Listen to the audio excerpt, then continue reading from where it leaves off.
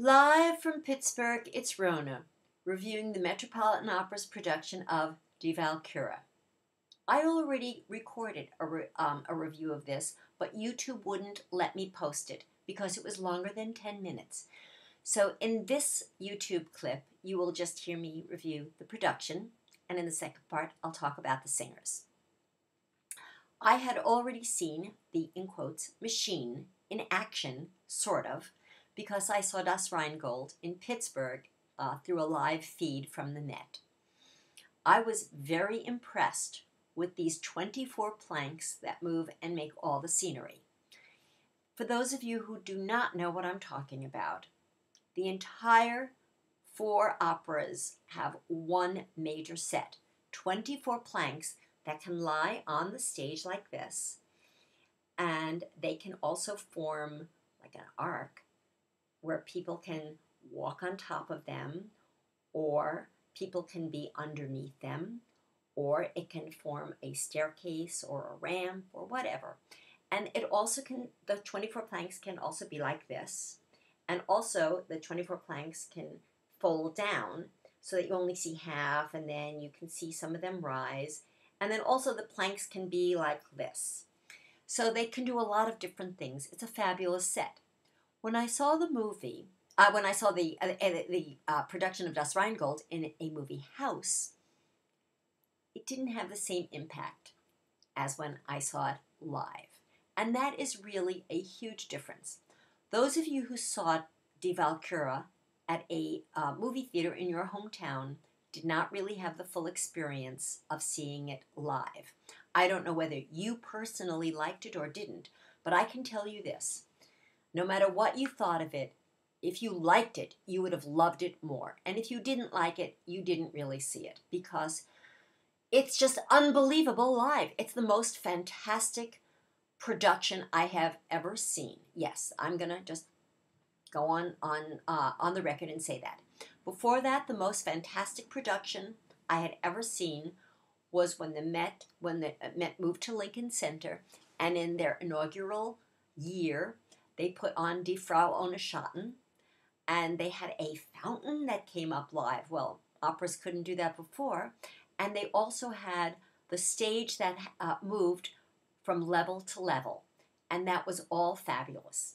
Since then, I have seen many productions at the Met. Some of them have had gorgeous, drop-dead scenery, costumes, fantastic, intricate things that go on, but nothing compares to this. So I'd like to say a few words about the production in general.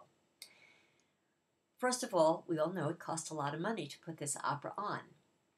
I don't know exactly how much it cost. I've seen lots of estimates. Some people think it was a waste of money, as I heard my neighbors at the theater on Saturday.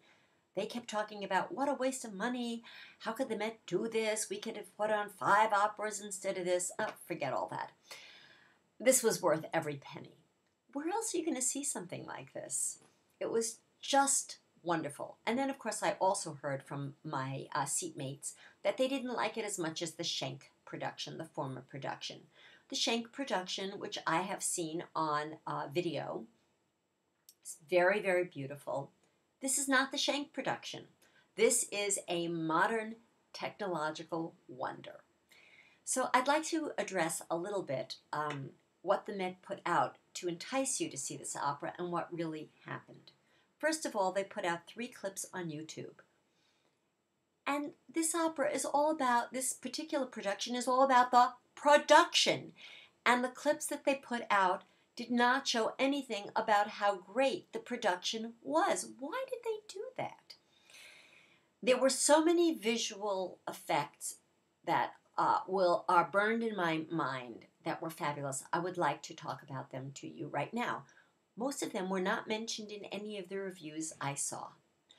The most spectacular thing was the end of the opera, where Wotan has to put Brunhilde to sleep, and we see him and Brunhilde, we see Wotan and Brunhilde leave the stage, and then we see him coming up behind the scenery with Brunhilde in his arms, and he lays her down on this version of the rock. which the scenery is folded, so you can only see this part of the plank. This part of the plank is hidden. And she lays down on the rock, and very, very slowly you see the planks all come up, so they are all completely vertical. And then it became obvious that he was not carrying Deborah Voigt, he was carrying a dummy. And there are projections that are placed over all the planks at all times so that they have different looks. And the center of this was white, and eventually Wotan calls up Loga to set the rock on fire, to surround the rock by fire. This was, I just can't even describe it. It was so fabulous. Another great scene was the beginning of Act 3, where the Valkyries are riding on their horses. And we see the 8 sisters on the planks, which are sort of on an angle. They're neither just straight out, nor are they like this. And they're riding on their horses with sort of like straps. And the planks go up and down, and one by one, the planks lean all the way down to the floor of the stage, and each Valkyrie slides down to the stage where she will next perform, doing all their stuff. And later, of course, they have to hide Brunhilde from Wotan because she was a bad girl. That was another great scene. Also, the entrances. Some of the entrances were unbelievable. Fricka's entrance was so fabulous. They had the planks in like an arch, and she moves in kind of from an elevator behind the scenery, and then she slides onto the scenery in this amazing chair. It's her throne, but I couldn't really tell what it was. It looked like she was sitting on snakes. But I later found out that it was supposed to look like a goat's horns or ram's horns. I don't know.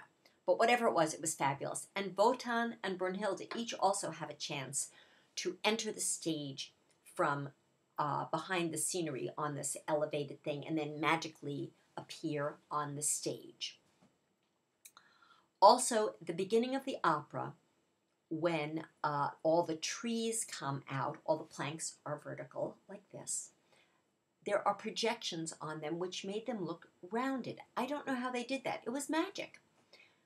But here are the 2 low points for me visually. The first was when the trees come out, you can see that the middle tree is going to be the ash tree, and of course it's going to have the sword.